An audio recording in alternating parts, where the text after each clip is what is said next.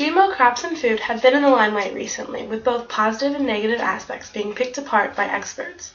While both the positive and negative sides are well supported, the biggest problem happens when it comes to the public. When citizens don't know much about a topic that is up and coming, they might take a stance not for the simple facts, but for other factors. In this speech, I will go over the basics you need to know about GMO crops. First is first. What is GMO? GMO stands for genetically modified organism.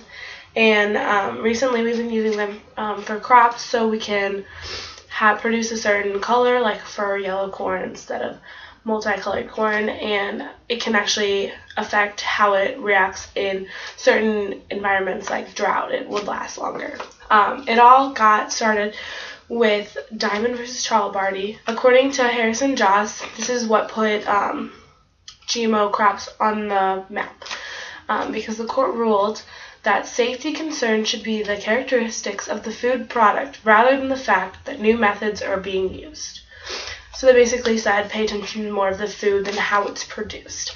Then in England, mad cow disease, actually how it got started was the government actually told the citizens that certain meats were okay to eat, and that actually resulted with mad cow because the meat wasn't. That actually brought distrust to the citizens when it comes to the government telling them about their food.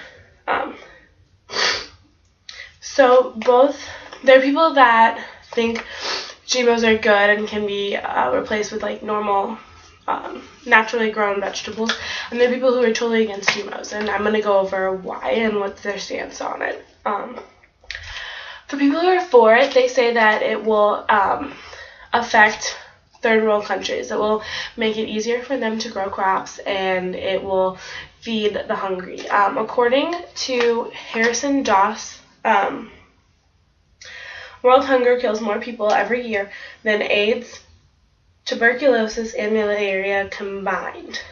Yet the problem that the pros have with it is yet first world countries are defining whether or not we are allowed to use GMO crops, even though it benefits the third world countries. And people who are against GMO crops, they say that no actual evidence has been shown that they improve yield.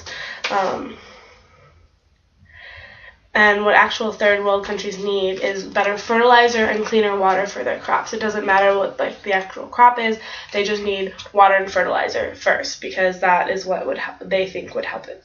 However, both claim that there is not enough evidence for either side. So both are kind of in like a standstill because they're like, well, you don't have evidence, neither do you. Recent implications of GMO crops. There's actually a big law going around, actually got passed in Vermont, about labeling GMO foods in the stores, because right now Missouri only has strict laws about whether or not you're organic.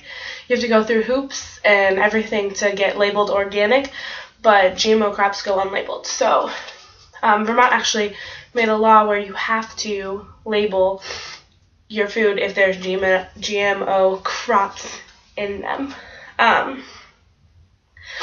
Farmers are actually kind of worried because they think that if GMOs are labeled in the stores, because of the negative connotation that they've gotten already, they feel like they're going to lose money because people aren't going to buy their food even though they believe it's perfectly good.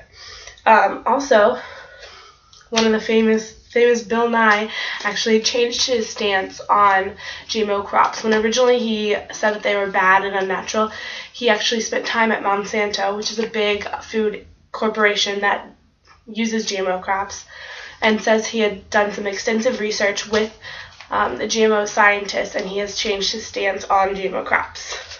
So that is just kind of a basic overview of what GMO crops are, how they came to be seen as negative or positive, and the recent implications of GMO crops.